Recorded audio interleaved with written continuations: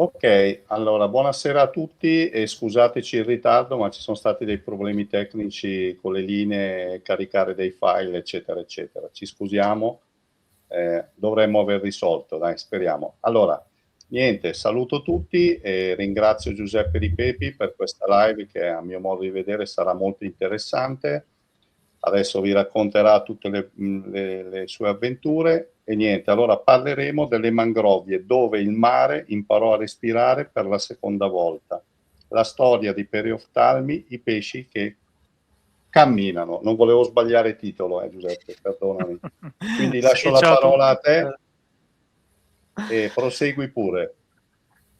Sì, ecco, magari per quelli che non mi conoscono, io sono innanzitutto un acquariofilo appassionato e poi sono un naturalista e la passione anche dell'acquariofilia mi ha portato poi a essere curioso e a viaggiare, cioè a vedere in natura ciò che osservavo negli acquari o nei terrari.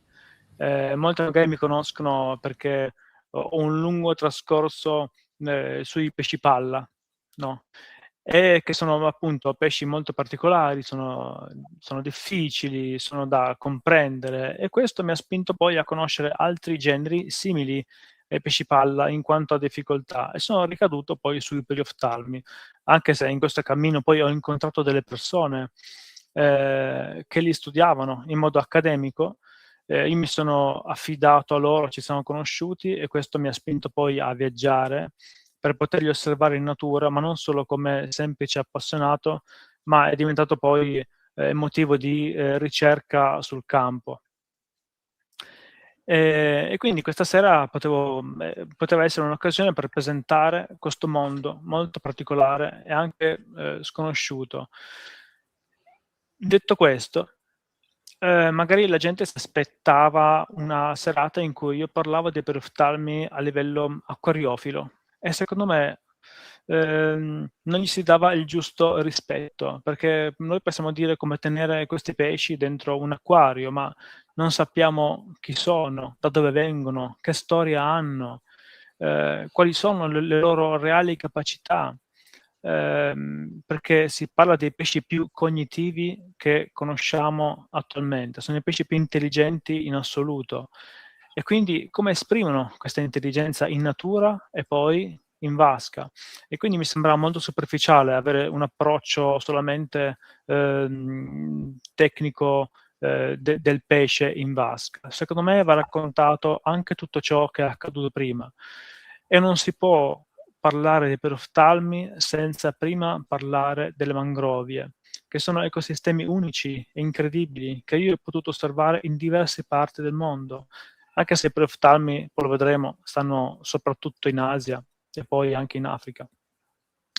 Quindi c'è stato questo cammino insieme che hanno affrontato sia i pesci e le piante e c'è stato un momento in cui le piante marine che avevano colonizzato le coste, le prime piante primordiali e i primi pesci si sono uniti, hanno dato il primo respiro della terra e noi siamo frutto di quel respiro perché i pesci impararono a respirare, lo fecero già 380 milioni di anni fa. E poi in tempi più recenti lo hanno rifatto con le mangrovie e con i perioftalmi. Anche lì i pesci hanno imparato a respirare, ma c'è una bella differenza tra quello che è successo nel Devoniano e quello che è successo invece 50 milioni di anni fa. Ma qual è questa differenza? Volevo farvelo scoprire. Possiamo parlare un attimo, come dire, tra di noi, no? Ecco, io Esatto. per esempio l'altro anno, esattamente un anno fa, a febbraio, ero a Sumatra, in una di queste spedizioni. Sumatra è un'isola tra le isole indonesiane, quindi tra la Cina e l'Australia, le isole indonesiane sono tutte quelle isole di quell'arcipelago lì, e quella è la culla dei perioftalmi. I perioftalmi di fatto sono nati lì almeno 50 milioni di anni fa. E infatti si trovano moltissime specie. La sfida qual era? Era andare a cercare quella che poteva essere una specie nuova. Ci sono delle zone che non sono state battute. Eh, adesso la situazione è un po' complicata perché i mangroveti oggi non ci sono più. Poi lo vedremo nelle slide, ma i mangroveti una volta avevano un'estensione lungo le coste, una larghezza che arrivava anche a 200 km, quindi dalla costa fin nell'entroterra, queste fasce larghe 200 km, ed è incredibile pensare che le alte maree potessero lambire 200 chilometri di foresta, cioè il mare entra per 200 chilometri all'interno della costa. Voi potete solo immaginare quanta biodiversità poteva esserci in quelle foreste, sia di piante sia di animali. Oggi tutto questo non c'è più, non sappiamo che fine possono aver fatto quelle specie, tutto potrebbe essere andato perso, oppure quelle specie che vivevano così lontane dal mare durante la deforestazione sono state obbligate ad andare vicino alle coste, sono state schiacciate, no? Questo cosa ha comportato? Una convivenza forzata con specie con le quali non erano più in contatto. Sono ambienti diversi perché vicino alla costa la marea arriva ogni giorno, mentre lontano dalla costa arriva solo durante i picchi di alta marea, durante le fasi lunari, quindi ogni 2 settimane. E questo come cioè gli animali come hanno potuto adattarsi a un cambiamento così grosso, da ricevere l'acqua ogni 2 settimane ad averla tutti i giorni? Molte specie per questo sono andate perse, questo non lo sapremo mai. Le mangrovie sono ecosistemi anche molto importanti per noi perché sono degli enormi filtri biologici, sono capaci di filtrare grandi quantità di CO2, ma oggi in tempi moderni con la nostra attività antropica sono capaci anche di assorbire molti inquinanti, moltissimi inquinanti, sia da parte delle piante ma anche da parte di quelle argille che compongono il substrato. Sono argille così fini da avere delle cariche ioniche e quindi si legano agli inquinanti e li tombano per sempre nel sedimento fangoso. Cos'è accaduto? Con la deforestazione sono stati riportati su tutto quello che era stato tombato nel fango.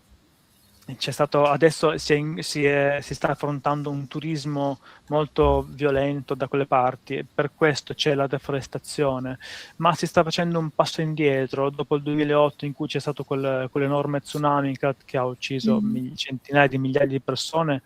Si sta oggi comprendendo l'importanza di quelle mangrovie, di quelle barriere così importanti, perché quando la natura diventa così potente e violenta la si può combattere solo con una forza altrettanto pari che fa sempre parte della natura. Quella forza poteva essere combattuta con la natura.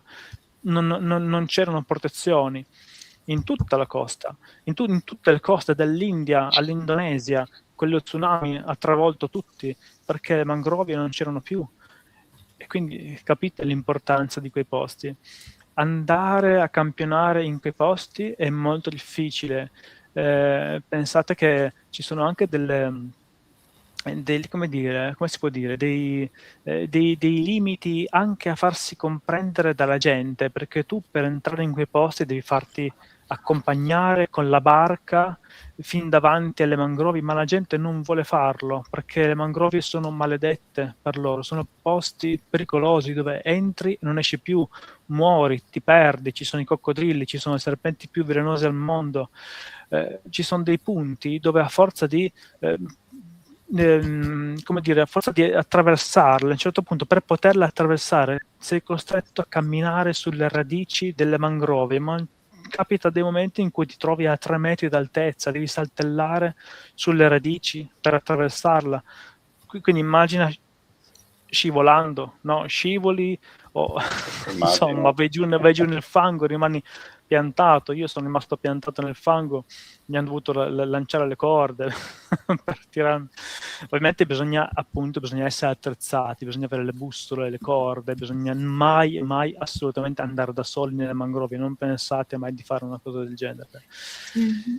E quindi c'erano dei posti che non erano stati campionati, abbiamo cercato e alla fine ho trovato una specie appunto, che risulta essere nuova. Poi io mi affido al mio caro amico, lui è un ictiologo, Gianluca Polgar, lui è quello che ha tutto lo storico della classificazione dei pelioftalmi. Quindi lui è un po' il mio mentore, ma ha spedito me questa volta in quei posti ed è andata bene, insomma. Lui ha fatto la Detto parte questo, teorica e tutta la pratica. no, lui la pratica l'ha fatta per 20 Sì, anni fa, però mancava questo piccolo tassello di questa specie. Insomma, quindi è andata bene, i peleoftami li abbiamo trovati, però è stato interessante capire questa specie nuova che abbiamo incontrato. Io sono sicuro che facesse parte di una di quelle specie che erano nell'alta zona tidale, cioè nell'interno della foresta, perché ha dei comportamenti che non hanno niente a che fare con le specie che vivono invece vicino all'acqua, vicino al mare, che ricevono l'alta marea in continuazione ogni giorno, ogni 2 giorni. E quali sono le differenze a proposito di questa cosa? Cioè tra le due specie, dici tra quelli vicino al mare e quelli che vivevano più lontano? Che differenze di Beh, comportamenti hanno? ma lo si vede abbastanza, oddio, non è così semplice, però ci sono alcune specie che te lo dimostrano. La prima cosa che mi viene in mente è un perioftalmodon, che a me piace moltissimo. Poi lo vedremo, ci sono diversi, i gobidi oxudercini non sono solamente perioftalmi, ci sono i perioftalmi, ci sono i perioftalmodon, i boleoptalmus, che sono quelli che vediamo nei documentari che saltano, che si sfidano, che saltano, quelli sono i boleoptalmodon. Okay. Ecco, il perioftalmodon, ce n'è uno in particolare che è lo Schlosseri, è uno dei più grandi, arriva a 35 centimetri, enorme, veramente 30 centimetri, è molto grande, ed è un perioftalmo predatore. Lui si ciba di altri perioftalmi. E perché dico che si vede che è una specie dell'alto mangrovieto?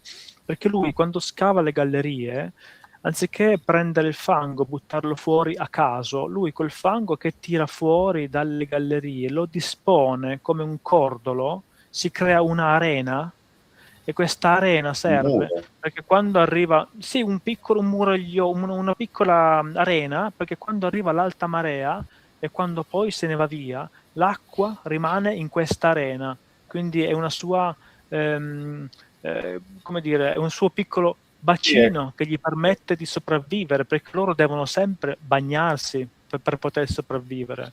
Perché probabilmente Ovviamente, dove viveva prima aveva meno acqua. esattamente nell'alta zona tidale gli arrivava l'acqua ogni 2 settimane. Come fai a sopravvivere 2 Esatto. settimane? Lui si crea questo piccolo bacino. Cosa che una specie che vive vicino all'acqua, al mare, non ha assolutamente bisogno di fare. In più, lui è Esatto. furbo perché questa arena eh, è un piccolo bacino, come dire, che anche gli altri animali hanno interesse a trovare, perché magari fa caldo, perché vogliono l'acqua, anche loro, i granchi, altri piccoli perioftalmi. Cosa fanno? Vanno in questo piccolo bacino e trovano il perioftalmodon schlosseri che se li mangia. È proprio un Ne mangia, perioftalmo quindi ha grosso doppio con i vantaggio. denti. È una strategia di Un caccia do quella, Esatto, assolutamente. fantastico. Insomma, poi E invece appunto, come specie che scusa se ti faccio la domanda, a me incuriosisce molto questa cosa. Invece come specie che presumi o pensate possano essere sparite, c'è una lista, tra virgolette, di animali che probabilmente dopo questo tsunami sono spariti oppure no? aspetta, lo tsunami non ha fatto danni alle mangrovie. Lo tsunami ha fatto danni a Ah, ok. noi perché non c'erano le mangrovie. Le Ah, mangrovie ok, non ci ok, sono più ok, perdonami. perché c'è stata una forte deforestazione. Deforestazione, Perché ok. 200 chilometri di foresta sono stati spazzati via per poterci fare i resort, gli hotel. Quello è accaduto Incredibile. oggi. Hanno costruito Ok. dei muraglioni di terra hanno ridotto la mangrovia, l'hanno ricostruito dei muraglioni di terra lungo le coste per impedire all'acqua di entrare, e dietro i muraglioni hanno fatto i resort. Ecco, e quello è accaduto. E la domanda era cosa si è perso, ecco, e chi lo sa. Esatto, in cosa si è perso? Qualche specie in particolare? Le persone che si sono occupate dei mangrovieti, che hanno fatto i campionamenti, ma si contano sulle dita di una mano. E quindi non hanno potuto campionare tutto il mondo, non lo sappiamo, abbiamo perso tutto, purtroppo non lo sapremo mai. Io sono molto drastico, sono molto drammatico, anche quando lo racconto. No, però in effetti Abbiamo perso è vero, tutto. Sì. Adesso si stanno facendo furbi, le stanno ripiantando. Se voi andate in quei posti, vedrete proprio che stanno ripiantando. Ci sono proprio i vivai che fanno i mangrovieti, fanno le piccole mangrovie, perché hanno capito l'importanza di quei posti lì. E io ho visto la stessa cosa nel Centro America, ma l'ho vista anche in Asia. Ci sono vivai che ripiantano le mangrovie. Hanno capito oggi l'importanza, ma ormai la biodiversità l'abbiamo persa, ma non hanno neanche imparato. Perché comunque quando i mangrovietti piantati li vedi, perché ci sono solo le piante di mangrovie, cioè quelle con le radici, gli alberi con le radici, ma i mangrovietti sono fatti da decine di specie di piante. Tu lo vedi che sono piantati perché loro li diserbano, vogliono solo gli alberi, come se quello fosse importante e tutto il resto no. Capito? Sì. La situazione è molto, molto particolare. Ha fatto danno nel danno, diciamo. Certo.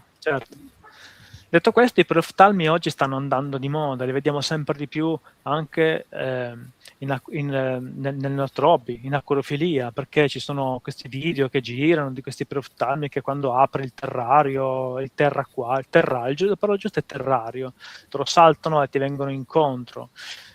A proposito, si parla di terrario perché loro sono pesci terrestri, questo è da comprendere. I proftalmi odiano l'acqua. Io ancora devo vedere qualcuno che tiene i proftalmi come si deve, perché molti fanno questi acquari con degli appigli, con delle radici che simulano le mangrovie, ma quello che tu stai simulando in un acquario con le radici e i pesci aggrappati, quella è la fase dell'alta marea, in cui loro annaspano e cercano qualcosa su cui aggrapparsi.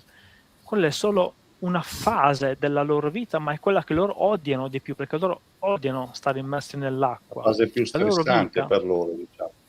Non vedi niente perché non hanno le interazioni sociali, loro vivono sulle piane fangose, con la bassa marea. Quello lì è il momento di massima attività. Loro mangiano durante quel momento, si accoppiano, interagiscono e comunicano, ma quella che tu riproduci in vasca con le radici e loro aggrappati, quella è l'alta marea.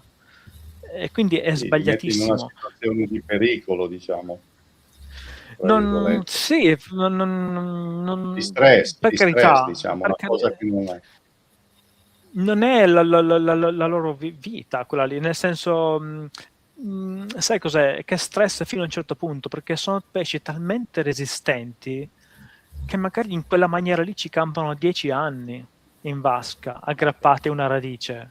Sono pesci molto resistenti. E perché lo sono? Perché hanno dovuto affrontare delle cose incredibili, che per un acquariofilo sono impensabili, perché a noi acquariofili pensare come vivono questi pesci ci mette ansia, perché non esiste il pH, la salinità, la temperatura, tutti questi equilibri biologici, non esiste niente, perché voi potete immaginare una piana fangosa al sole, 40 gradi, che si asciuga, diventa in ipersalinità e arriva la pioggia, quindi le temperature crollano di 20 gradi, arriva l'acqua dolce, il pH, insomma è un gran casino. Per un acquariofilo questa cosa mi dice, ma no, aspetta, come posso gestire questa cosa in vasca? Loro hanno bisogno di questa cosa in vasca o magari no?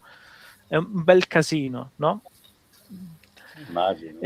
Questa è la loro resistenza. Questo era per dire che loro sono pesci molto resistenti ai grandi cambiamenti, ma anche agli inquinanti. Loro hanno tutto un sistema di depurazione del proprio organismo dai nitrati, dall'ammoniaca, dagli inquinanti,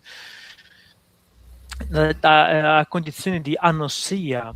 Le mangrovie hanno acque quasi totalmente anossiche, prive di ossigeno. Perché? Perché tutti questi alberi che crescono, che nascono, poi muoiono nell'acqua, formano batteri e alghe, e queste alghe e questi batteri respirano e consumano tutto l'ossigeno. Le acque dei mangrovieti sono quasi prive di ossigeno. Questi pesci devono resistere a queste condizioni, ma ancora peggio, quando loro scavano le gallerie profonde in quel fango buio e freddo, lì sì che ci sono veramente condizioni sfavorevoli a qualsiasi altro organismo.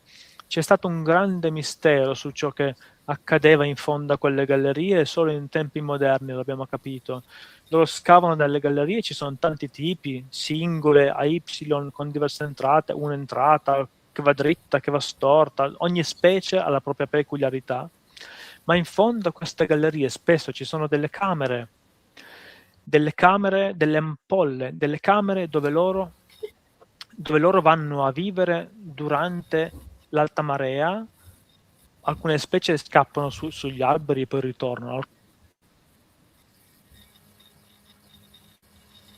Pensa, c'è un po' amore e odio, che poi arriva l'alta marea. E che succede con l'alta marea? Tu non hai più quegli animali, non hai più i cinghiali, le scimmie, tu hai i coccodrilli, hai le murene, i polpi. E questa è la difficoltà delle mangrove. Le mangrovi sono una sovrapposizione di due catene trofiche diverse. Quindi tu immagini un pesce che deve affrontare dai cinghiali alle scimmie, ma poi anche le murene, i polpi e gli squali, i coccodrilli. E poi mi chiedi quanto vivono. Esatto, è già tanto. Vivono finché qualcuno non ti acchiappa.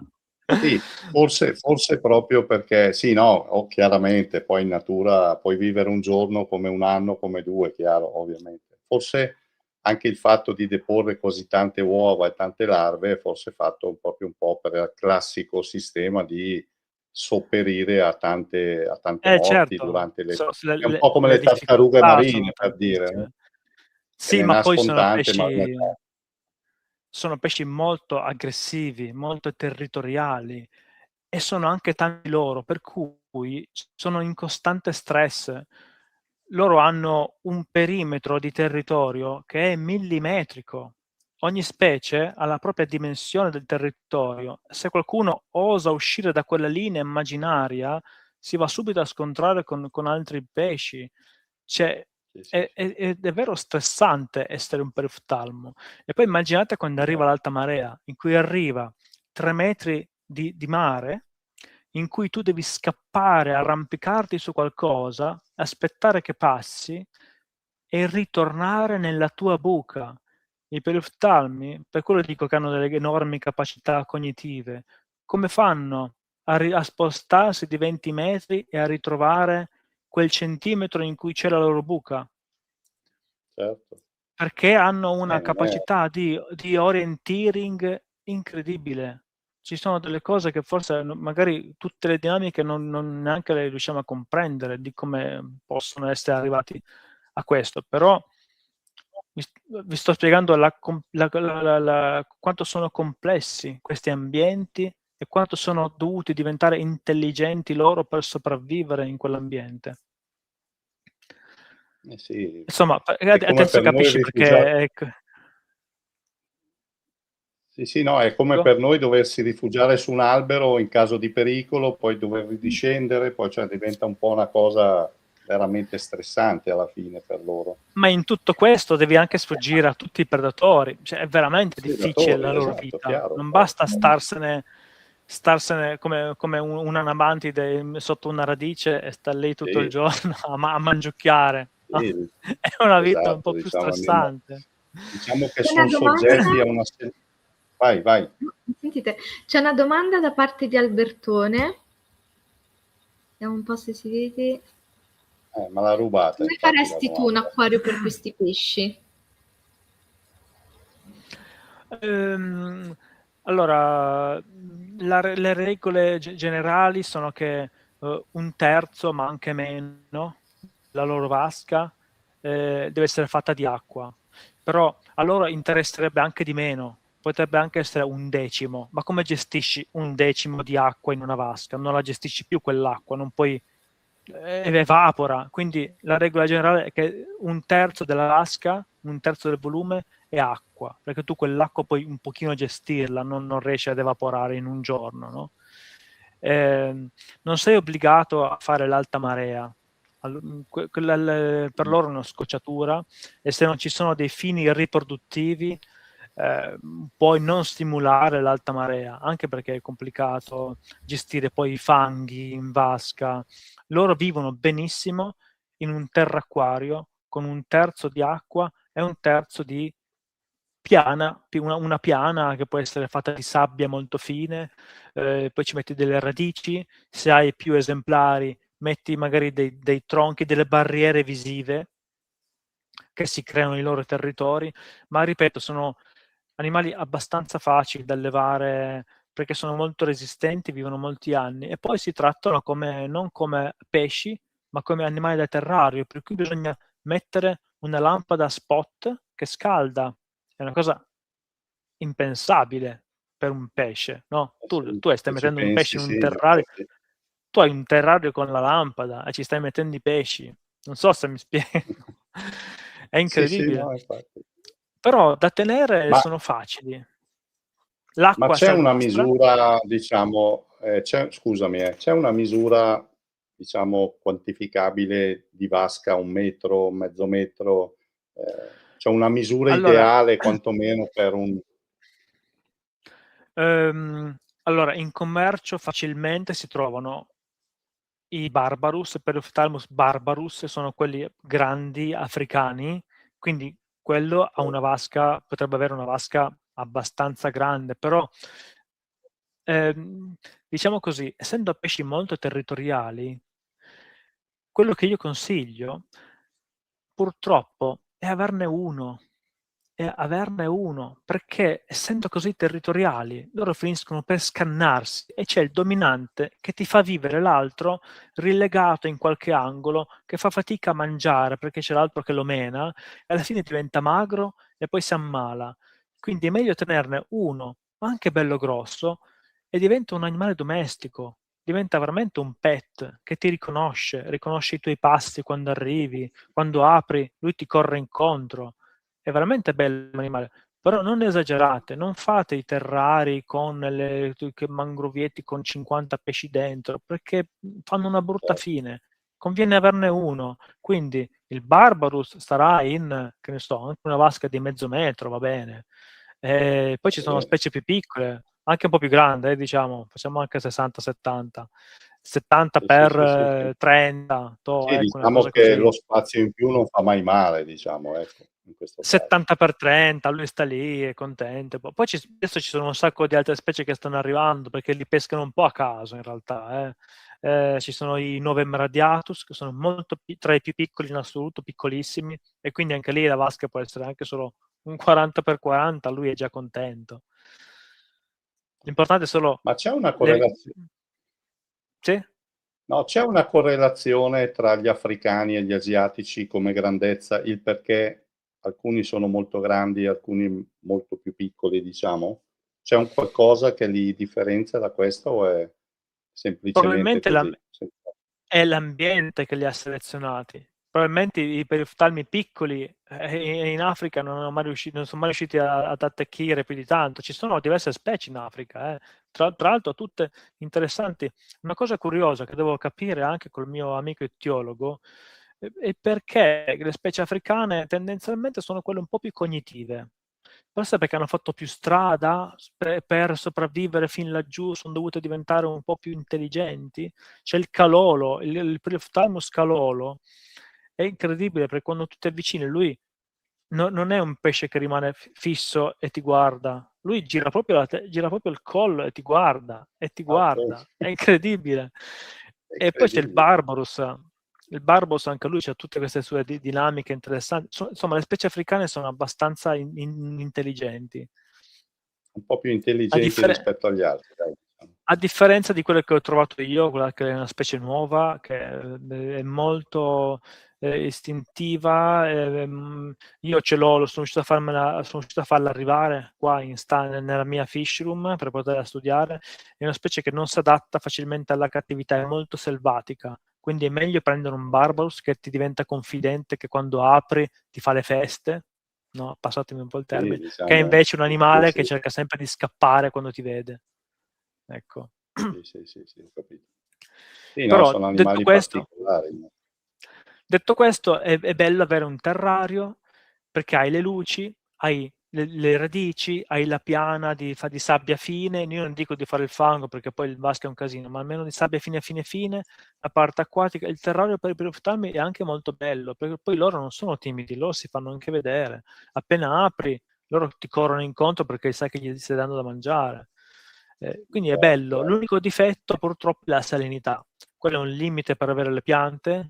Le mangrovie, come ben sapete, sono una rottura di scatole da coltivare in vasca perché sono lentissime, lente, poi sono alberi, quindi salgono e non è che hai le vasche alte 1 metro, no? Cioè, è un po' complicata sempre la mangrove da coltivare. E come alimentazione cosa puoi dare a questi animaletti? Ma sono ma molto io e Alberto adattabili, siamo però... Sulla stessa linea. Cioè. sulla stessa linea io e Albertone. Beh, come Abbiamo cibo... le stesse domande. Allora, è ovvio che mangiano anche il granulare, però devi per forza dargli il surgelato se vuoi che ti viva bene. E detto questo, mangiano davvero qualsiasi cosa, il misis, il chironomus, l'artemia, ma anche, che ne so, io quando do da Quindi mangiare alle tartarughe, come gli qualsiasi do pesce. pezzi di pesce, pezzi di la polpa della trota tritata fine, gli do mangiano davvero qualsiasi cosa. È molto divertente mettergli gli insetti vivi, i grilli, vederli inseguire i grilli è straordinario, diventano pazzi, inseguono sotto i tronchi, non capiscono come raggirarli, è veramente interessante vederli.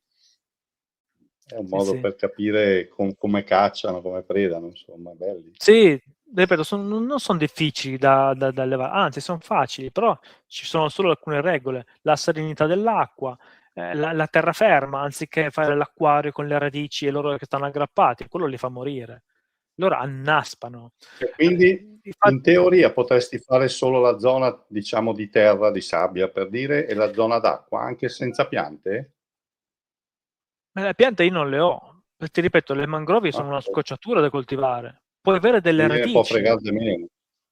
No, Sì, ma le piante ok, cosa gli interessano? Loro le piante non gli interessano niente. Vogliono delle radici esatto. magari per dividere un po' i territori, ma anche per Sì. Però se per fosse da un solo, arricchimento ambientale. ipoteticamente, se Sì, fosse da vabbè, però solo, dico...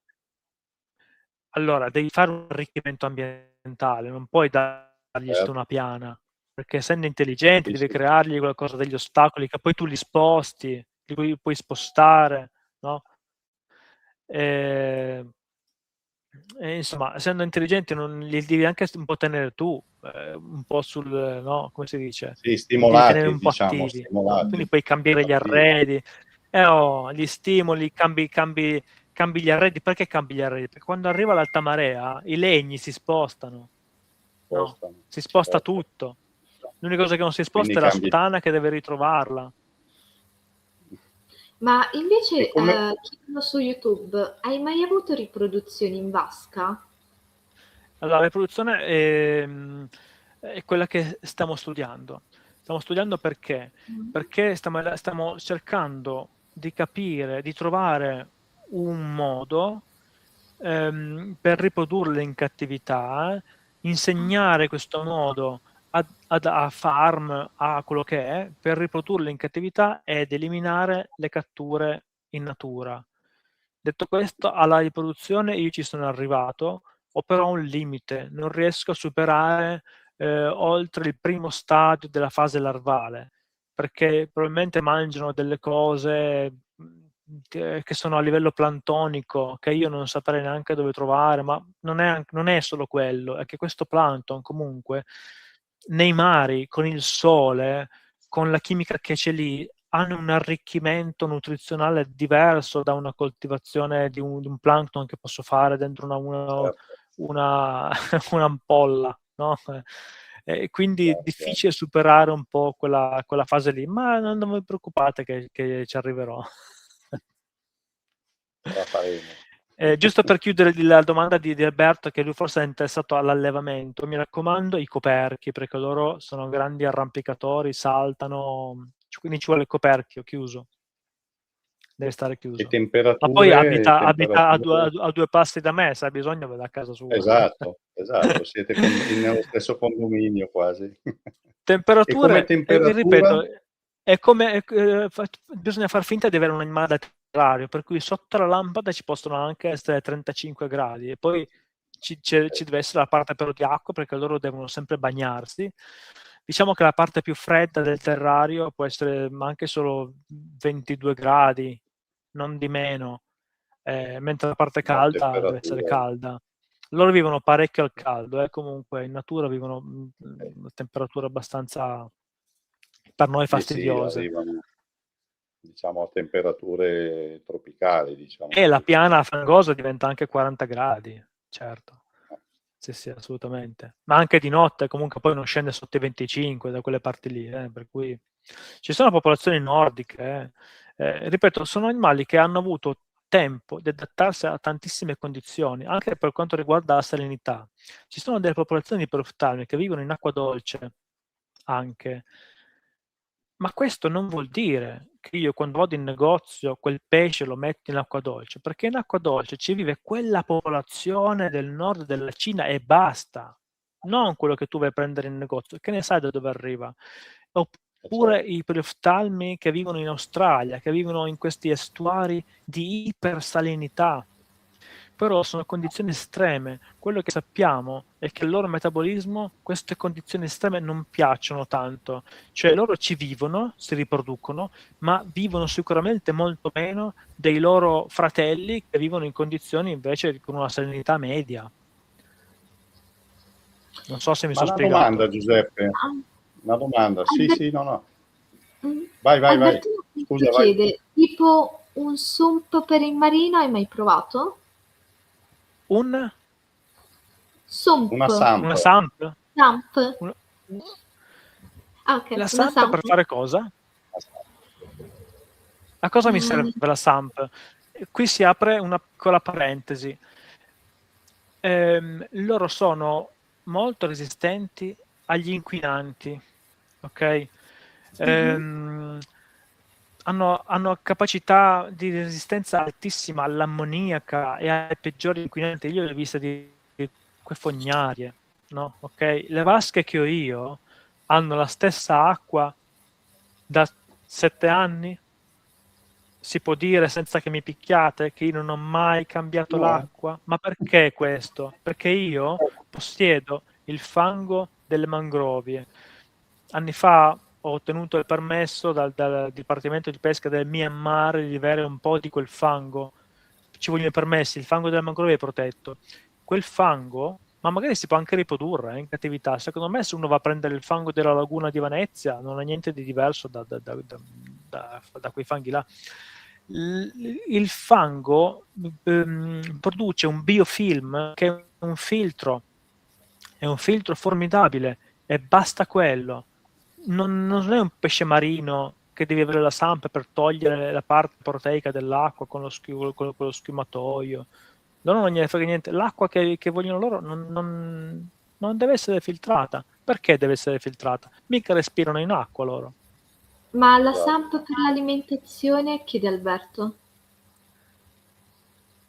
Per l'alimentazione, aiutatemi a capire cosa sta dicendo Alberto. Allora, credo, poi Albertone correggimi, credo che lui dica avere una SAMP che crea un ciclo biologico e che nell'acqua possono trovare degli alimenti, anche se non ho capito male, magari ho detto una cazzata, però credo fosse quello magari. Cioè creare quasi andremo in riva poi insieme a raccogliere. No, dico, forse a creare un ciclo quasi normale, come se fosse un po' il mare. Ma loro non mangiano in acqua, sono pesci che vivono sulla Esatto. terraferma. E lo so che è difficile, Esatto. lo so che è difficile, che devo No. ripeterlo 50 volte, ma sono animali terrestri. loro si bagnano solo per poter respirare. Loro hanno una cosa chiamata respirazione bimodale. Bimodale vuol dire in 2 modi. In realtà sono 3, perché possono un po' respirare anche dalla pelle, che è molto vascolarizzata, ma quello lo fanno anche gli anfibi, però non diciamo che gli anfibi respirano dalla pelle, loro hanno i polmoni. I perioftalmi respirano dalla pelle, ok? Ma poi respirano dalle branchie quando sono sott'acqua, ma quando sono sott'acqua? Quando scappano da qualcosa, quando arriva l'alta marea, arriva un predatore e scappano, si ritrovano sott'acqua, ma neanche tutti i perioftalmi sopportano quelle condizioni. Ci sono delle specie che non sopportano l'acqua a tal punto, anche quando scappano dai predatori, che piuttosto che respirare con le branchie vanno in... come si dice, in brachicardia, cioè abbassano non in apnea, abbassano i battiti del cuore per poter avere meno esigenza d'ossigeno, piuttosto che aprire queste benedette branchie e respirare l'acqua. E poi hanno la respirazione, quella che loro utilizzano, che è la loro strategia evolutiva più importante, attraverso la laringe. In una cavità della gola, si chiama orobuccofaringea, la cavità orobuccofaringea è una ampolla d'aria, loro tengono questa ampolla d'aria, loro respirano da lì perché tengono umide le mucose della laringe e assorbono l'ossigeno da questa bolla d'aria, ma non è niente di diverso. Non sono polmoni, ma il principio è lo stesso dei nostri polmoni, perché i nostri polmoni sono avvolti da una mucosa, quindi dall'umidità, e l'ossigeno si discioglie in questa acqua dei polmoni e noi possiamo prendere ossigeno. Loro lo fanno in questa cavità nella laringe. Alberto, È complesso. Con l'uso della SAMP nel marino sono riusciti a creare condizioni per far crescere ed alimentare i coralli. Mi riferivo all'alimentazione delle fasi larvali dove hai riscontrato problemi. Quello io mi sono spiegato le fasi male, larvali. ma Delle fasi larvali, ok. Quando le larve dei perioftalmi nascono hanno una fase acquatica e allora in quel momento gli piace l'acqua perché sono delle larvette che sono pesci indistinguibili da altri pesci, cioè sono acquatici, si nutrono di plankton, ma il problema è che non sappiamo quale tipo di plankton, non sappiamo perché muoiono dopo un mese, almeno quello lì è il mio limite, no? Ci sono delle cose ancora da capire. Sicuramente io non ho abbastanza conoscenze dell'acquariofilia marina per poter affrontare questo discorso. Forse mi devo appoggiare a qualcuno che conosce bene questa tecnica del marino. Quindi sicuramente si arriverà a una conclusione in tutto questo. Sì, no, è chiaro. Quindi aiutatemi, qualcuno che mi sta ascoltando mi aiuta. Esatto. No, però è importante questa cosa di riuscire, quello che dici, riuscire a capire come alimentare le larve nelle prime fasi di vita, perché anche nei pesci tendenzialmente normali, tra virgolette, è sempre la fase più delicata, chiaramente, no? I primi giorni, i primi periodi di vita, poi superato un certo periodo poi vai abbastanza bene, insomma. Sì, come sai bene, superata anche una certa dimensione. Una volta che riesci a fargli mangiare l'artemia, quando riesci a fargli mangiare l'artemia peccato che loro forse neanche ci arrivano, perché poi c'è la fase in cui devono poi emergere dall'acqua. Quindi quello è un altro bel paio di maniche in quella fase terrestre. Probabilmente in natura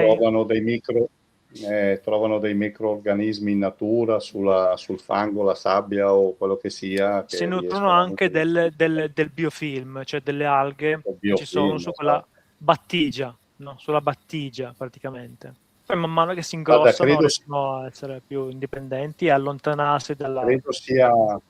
Credo sia sempre quella cosa di quando diciamo ricostruiamo un acquario marino, e per me che ho fatto immersioni, rivedere una barriera corallina e pensare di richiuderla in una vasca ti viene da ridere, sono sincero, perché non riuscirai mai a ricreare quello che c'è in una barriera corallina, anche con tutte le buone intenzioni del mondo, e probabilmente con loro è un po' la stessa cosa.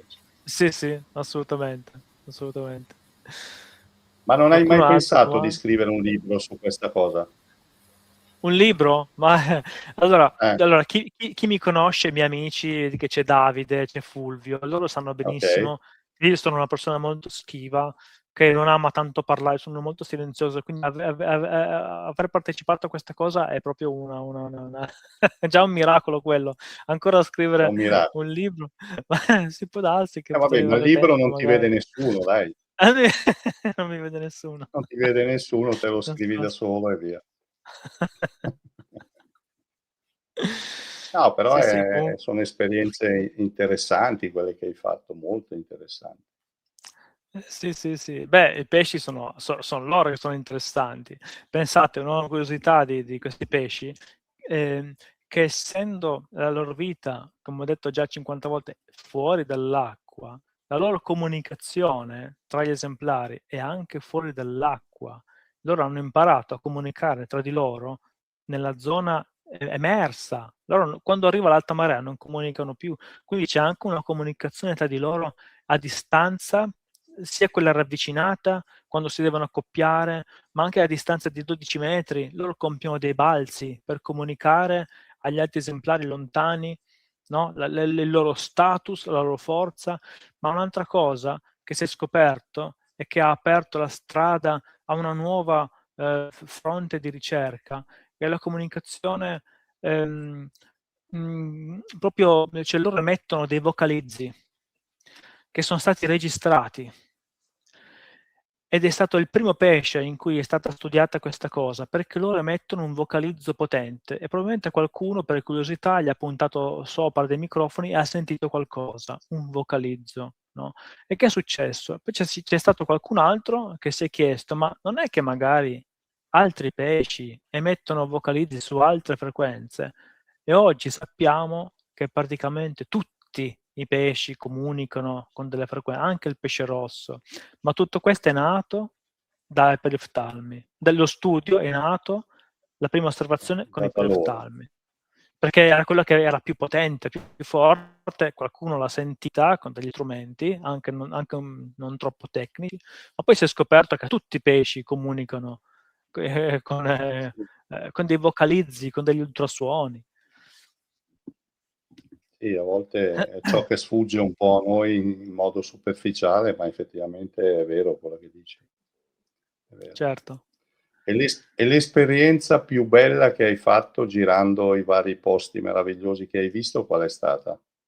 Anche al di là L'esperienza? dei perioftalmi, cioè la più affascinante, la più bella che hai fatto, Oh, mamma mia. Oddio, ma forse oh, oddio, visto? questo è un po' impreparato. Sono impreparato perché non mi viene da ridere, perché le esperienze che ricordi sono anche quelle più terrificanti. Quando mi Anche? come dire, sì? No, No, dimmi, dico dimmi, stavi anche quelle dicendo? più terrificanti, Ma anche no, beh, quelle più belle, terrificanti. ma, belle, sai, è tutto bello, per quando ti ritrovi in cima alle montagne nebbiose, nella foresta primaria, dove l'uomo forse c'è stato, ma in epoche antichissime, e tu sei lì in mezzo a nulla, sei in contatto con la natura, la vera natura, sei in contatto anche con te stesso. La prima volta che ho fatto una cosa del genere, io mi sono messo a piangere per l'emozione. Cioè, sono ambienti incredibili e tu dici: "Cavolo, ma noi stiamo davvero perdendo tutto questo". Mi ricordo siamo arrivati in cima a 'ste montagne nebbiose nel Centro America, in Ecuador, arrivo lì, mi trovo questa foresta nebulosa, questi alberi, bassi, tutti distorti, ricoperti di muschi, feci, una biodiversità incredibile. C'era questo enorme albero maestoso, non so quanti anni avesse avuto. Mi sono ritrovato da solo in quel posto lì, è stata un'emozione incredibile. Però sai, Immagino. ti ripeto, sono ambienti dove ogni angolo che Sì, sì, sì, osservi no, è un chiaro. miracolo, no? Miracolo. Adesso vedo che c'è Davide, per esempio, ma per esempio tu vai in qualsiasi rigagnolo in centro città, è un'emozione anche solo vedere tutte quelle cianna che ci sono nei rigagnoli che attraversano i marciapiedi, no? Cavolo, com'è Okay. possibile, no? È bello quando esci di casa, è bello. Allora lì dobbiamo indagare su Davide allora, che lui è il diffusore. Poi dipende anche a No, quali però animali tu sei legato. Cioè, io ho acchiappato anche dei coccodrilli a mani nude, è stata un'esperienza incredibile. Magari non lo sarebbe per te perché non te ne frega niente, no? Magari ti interessano più no, l'ornitofauna, ti sarebbe piaciuto vedere un quetzal, no? che ti attraversa. anche, sì. No, beh, Sì, io sì, sono sì. appassionato un po' in generale di tutto questo mondo sicuramente, poi chiaro, ci sono animali che magari ti affascinano di più, altri di meno. Però dai, Certo. comunque è stata comunque una bella serata comunque, al di là dell'imprevisto che abbiamo avuto, e vediamo se c'è qualche domanda ancora da parte di qualcuno. Nicole? Ma Allora, per adesso non vedo domande, però forse Davide vuole chiedere qualcosa. ma è in collegamento, Davide? Sì, è in Sì, collegamento. sì. Ma non se sta parlando non lo sento. No, è col microfono mutato, non si sente. Ah, ok. No, sì, ci sono ragazzi, stavo cercando la foto profilo di Fred Flintstone, ma non sono riuscito a trovarla. Comunque, no, volevo chiederti, Beppe, per quanto riguarda la comunicazione, una volta che sono sulla zona tidale, cioè tu Sì. hai potuto osservare lì in natura, cioè, dei comportamenti in particolare, delle parate, degli scatti, dei movimenti della pinna, cioè come comunicano tra di loro? Quali sono i display che adottano generalmente tra di loro? Così a grandi linee, cioè tu Allora li c'è osservi, c'è cosa una vedi? comunicazione a lunga distanza, che Sì? attuano per esempio aspetta. Allora, mi state sentendo? Perché a Io ti volte varia sento, la ti voce. sento, sì. Ti sento bene. Sì, sì, vai, vai. Mi sentite? Sì? Sì, sì, ti sento. Ti sento. Io ti sento. Riuscite a sentirmi? Sì, sì. Sì. Sì, sì. Ah, ok, adesso mi senti. Io non sentivo più niente.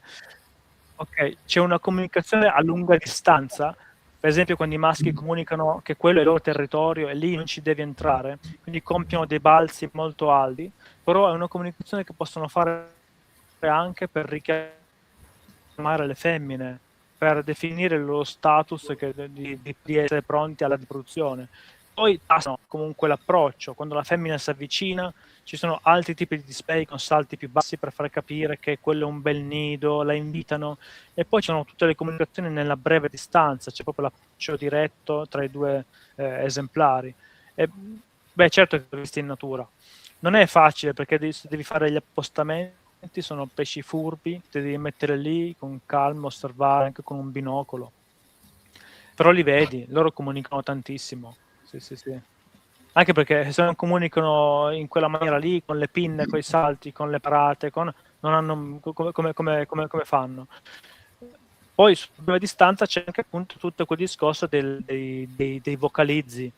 Allora ci sono stati degli studi che hanno dimostrato che quando due maschi combattono e quello vince, lui dimostra la sua vittoria, la sua allegria con delle vibrazioni sul fango che vanno a molti metri e comunica la sua vittoria a tutti gli altri maschi intorno per dirgli attenti a venire qua perché vi prendono la botte.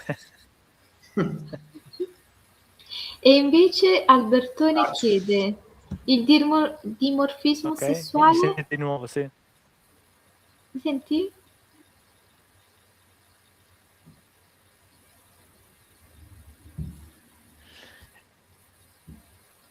Giuseppe, mi Allora, senti? mi senti sempre perché vedo che va un po' a scatti. No, vai, vai, ti sentiamo. Ok. Ok, dimorfismo sessuale non è così complicato da osservare. Intanto le pinne, allora, ovviamente ci sono delle specie in cui poi diventa difficile, però tendenzialmente le pinne dorsali, in molti maschi hanno delle pinne dorsali molto lunghe, perché servono a creare i loro display per la comunicazione. ma molti invece questo non ce l'hanno, e allora si va su delle cose un po' più un po' minuziose da vedere, e non sempre ci azzecchi, che sono appunto a livello della cloaca, un po' come gli scalari, no? Le femmine hanno l'appendice per deporre, però gli animali devono essere sani, in salute, tranquilli, e allora queste caratteristiche escono fuori più facilmente. Quindi la zona perianale, la cloaca, e si vede l'appendice nelle femmine, che è assente invece nei maschi. Ripeto, come in molti pesci, come negli scalari. No? Ok. Tanto comunque questo discorso del maschio e femmina non prendetelo molto in considerazione, perché a volte mi fanno questa domanda per capire, ma i maschi, non prendi i maschi perché sono più aggressivi, metto più femmine? No, sia i maschi che le femmine hanno i loro territori e sono aggressivi nella stessa maniera. Quindi quando andate in negozio e volete un peloftammo, quello che c'è, prendete quello che vi piace di più. Tanto maschi e femmina sono comunque aggressivi. La stessa cosa. Sono Invece, comunque aggressivi, sì, insomma. Maschi e femmina creano coppia, come per esempio per i ciclidi? La creano nel momento della riproduzione. Poi, come tutti i gobidi, è il maschio che si prende cura delle uova e la femmina viene scacciata. Basta. Quello è il momento in cui si incontrano.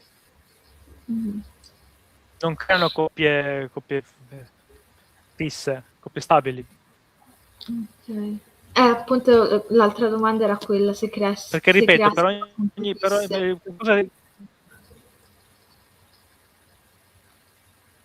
sì, no, una cosa che è da capire è che ogni peloftalmo, maschio o femmina, ha il proprio territorio. Quindi stanno insieme per la riproduzione, ma poi basta, via tutti quanti da casa mia. A mo' di Anabantide, praticamente. Sì. Esatto. Ma un po' come tutti i gobidi, cioè, o gobidei in generale. Il maschio sorveglia le esatto, uova. non formano una coppia. Sì, detto questo, non è che metti insieme maschio e femmina e si piacciono per forza, no, ma quello vabbè, ma quello non devo spiegarlo a voi. Sì, no, chiaro, quello non è scontato, diciamo. Certo. Altre domande ci sono, Nicola? Per adesso non vedo altre domande, non so se qualcuno tra i partecipanti o fuori dal palco vuole fare qualche domanda in chat. Esatto, vediamo se qualcuno ha delle domande.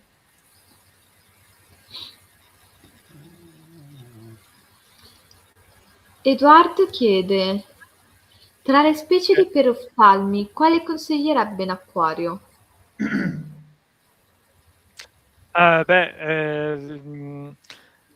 Purtroppo non possiamo fare troppo gli schizzinosi, perché quelle che arrivano non sono tante. Uno molto bello, che è facile da trovare, purtroppo ha il difetto di essere un po' grosso, e come dicevo il Pelophthalmus barbarus è il classico africano, grosso, bello, intelligente, addomesticabile, quindi diventa veramente un pet, un animale di compagnia diventa, è forte, e poi è grosso, e quello non è, cioè, ok, è uno svantaggio per quanto riguarda la dimensione della vasca, che vuole almeno 60-70 cm di vasca, però lo vedi perché è grosso. Andare a prendere specie tanto piccole che girano anche adesso, c'è il Novem radiatus, c'è il vulgaris, sono specie piccole. Sì, sono specie piccole, però sono facilmente addomesticabili, diciamo così, ma sono piccolini. Quindi è bello se devi tenerne uno, perché come dicevo, essendo molto territoriali non puoi averne tanti in vasca. Se devi prendere uno, che sia almeno un grosso amico. Ecco. Sì, che si veda anche bene, diciamo che si appunto vede. deve essere... Allora, c'è il Novem radiatus, gira abbastanza, poi c'è il Septem radiatus, ma quello è un perioftalmodon, ma sono sofisticati, è comunque un perioftalmo, diciamo così. Il Septem radiatus, Novem radiatus, a volte gira anche il Vulgaris, poi c'è il Barbarus, che è quello grosso, mai prendere, a volte arrivano anche da Glaser, i Boleophthalmus, che sono quelli belli che vediamo nei documentari, col pinnone che aprono la bocca, che si affrontano così, fanno così.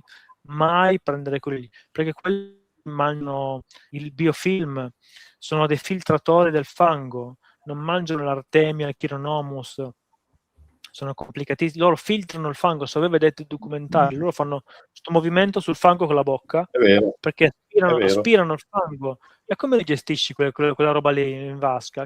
Che non puoi neanche mettere il fango? Cosa gli dai? La spirulina? Quanto ti dura un animale così? Arrivano quei pesci lì, non prendeteli mai, quelli non sono proprio da prendere. Ma quindi in una vasca puoi fare, dimmi se sbaglio, un 70 di, diciamo, zona terra, per chiamarla così, e 30 di acqua? Può essere una 70%, proporzione... ma quel 30% di acqua, ripeto, loro non serve quel 30%, però devono avere l'umidità, devono avere un po' d'acqua per bagnarsi, anche per ingoiare le prede. Loro prendono un po' d'acqua per ingoiare la preda, quindi l'acqua deve essere sempre a disposizione, ovviamente. E poi sono comunque pesci, ecco, non è un rettile, ecco. Sì, però quello che voglio dire è che quell'acqua, quella parte di terrario con l'acqua non deve essere filtrata, non deve essere mossa, si può anche non fare niente. Se uno vuole un po' di movimento ci butta dentro un ossigenatore, che è utile, perché se tu metti l'ossigenatore puoi chiudere completamente il terrario, lo chiudi da sopra completamente e metti l'ossigenatore che ti butta l'aria dentro il terrario, ma anche ti movimenta quell'acqua che ferma così. Ti ripeto, noi acquariofili andiamo sempre un po', ci mette un po' a disagio l'acqua ferma così, no? Esatto, sembra una cosa che non debba esserci. L'ossigenatore va benissimo. In acqua si chiude il terrario e basta. Poi anche l'ossigenazione poi attiva tutta la digestione della sostanza organica, insomma. Sì, no, è interessante davvero. Ma niente, non so, se non la ci prossima sono più volta vi domande, racconterò la filogenesi raccontata in modo carino di dove arrivano i peroftalmi, perché appunto c'è questa, non si può definire convergenza, ma il cammino dei peroftalmi è andato a pari con quello delle piante.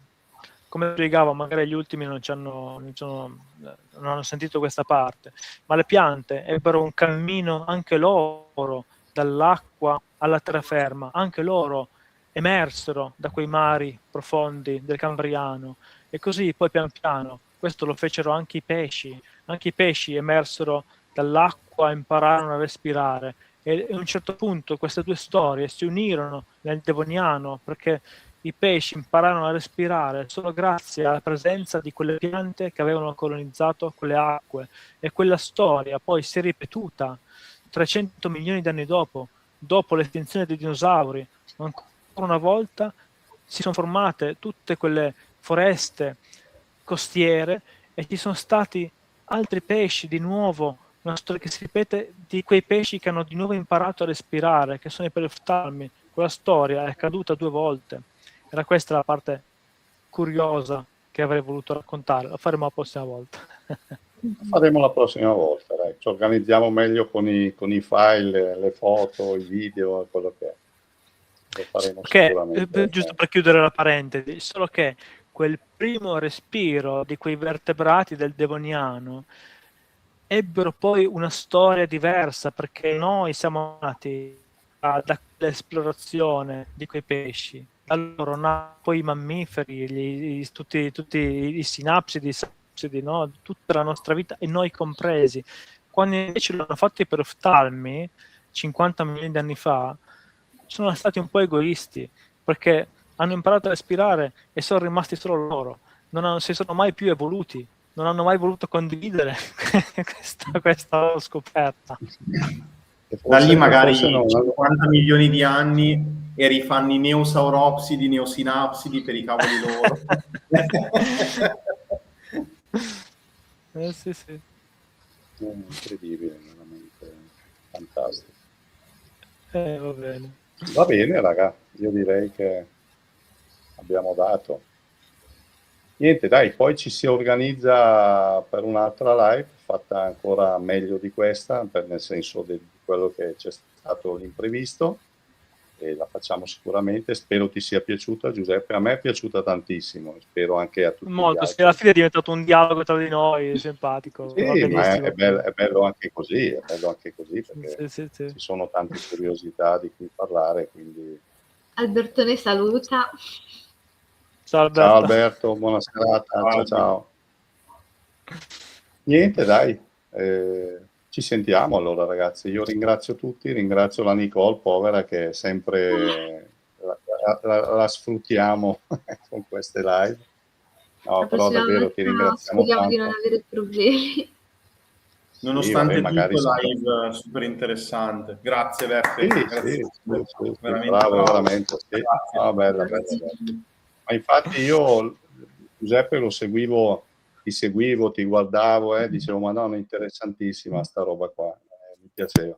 Poi vabbè, mi è venuta Sì, l'idea. io mi sono sempre occupato di piscipalle, forse per quello un po' mi hanno conosciuto nel mondo acquariofilo, però anche lì è un genere che non mi ha mai interessato tanto a nessuno, quindi ho ripiegato poi sui piscipalle. Non è che... Sì, Potremmo farne una anche sui pesci palla, perché no?